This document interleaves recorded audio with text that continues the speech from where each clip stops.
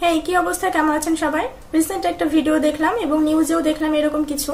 তারপর মনে হলো আপনাদের সাথে কিছু কথা শেয়ার করি। তো 8টি কুকুর ছানাকে বস্তাবন্দি করে পুকুরের পানিতে ফেলে দেওয়া হলো এবং অবশেষে 8টি কুকুর ছানাই মারা গেল। এবং কি নিদারুণ একটা দৃশ্য আমরা দেখলাম। কুকুর ছানাগুলোকে যখন তোলা হলো পুকুর থেকে, তখন মা কুকুরটি 8টি কুকুর ছানার পেছনে পরখ করে দেখছে কোন একটি কুকুর ছানা যদি বেঁচে থাকে। কি নিদারুণ দৃশ্য না এটা? মা তো মাই হয়, সেটা কুকুর ছানার মা হোক আর মানুষের মা হোক। যে নারী এই ঘটনা ঘটিয়েছে, ভিডিও থ্রুতে বুঝলাম তারও 2টি সন্তান আছে। কোন একটি সন্তানের সাথে যদি এই ঘটনা ঘটতো, তাহলে দেশ আজ তোলপাড় হয়ে যেত। মায়ের আহাজারি, দুঃখ, কষ্ট, কান্না সবকিছু আমরা অভিযোগ শুনতে পেতাম। কিন্তু মা কুকুরটি কোনো শব্দ নেই, হয়তোবা তার মুখের ভাষা আমাদের মতো না, তার কথা বলা এগুলো আমাদের মতো না, তাই আমরা হয়তোবা সে আহাজারিটা বুঝতে পারছি না।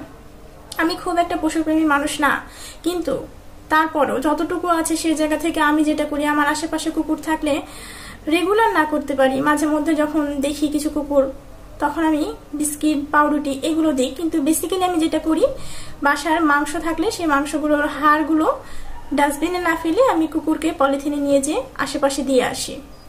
তো এটা নিজের ঢাকঢোল পেটানো হয়ে যাচ্ছে, বাট আমি বেসিক্যালি যেটা করি সেটাই আজকে শেয়ার করলাম।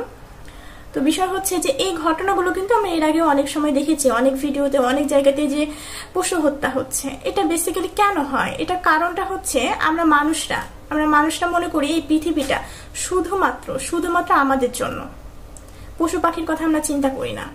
আমরা নির্বিচারে গাছপালা কাটি, সেখানে পশু পাখির যারা আবাসস্থল আছে সেগুলো ধ্বংস করি, এত সবকিছু করি। এত ক্লাইমেট চেঞ্জ হচ্ছে, এত কিছুর পর আমরা মানুষরা কিন্তু থামছি না।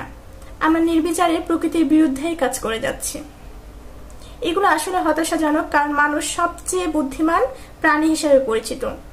এই কুকুরের জায়গায় কি একটি সাপ থাকলে এই জিনিসটা করতে পারতো সেই নারী? সাপের বাচ্চাগুলোকে হাত দিতে পারতো? বাংলার একটি প্রবাদ আছে, শক্তর ভক্ত নরমের জম। এটা হয়তো বা আমাদের সবার জীবনে প্রযোজ্য। সেই কুকুরটির জন্য, কুকুরের মতো এত প্রভুভক্ত, বন্ধু পরম কোনো প্রাণী হয় না, তারপরে কুকুরের সাথে কিন্তু নির্মম একটা ঘটনা ঘটে গেল। আসলে এগুলো কষ্ট দেয়। কষ্টটার বিষয় আজকে আপনাদের সাথে শেয়ার করলাম। জানি না কেমন লাগবে আপনাদের অনুভূতি জানাতে পারেন আমাকে। কিছু বলার নেই, আসলে কিছু বলার নেই। ভালো থাকবেন।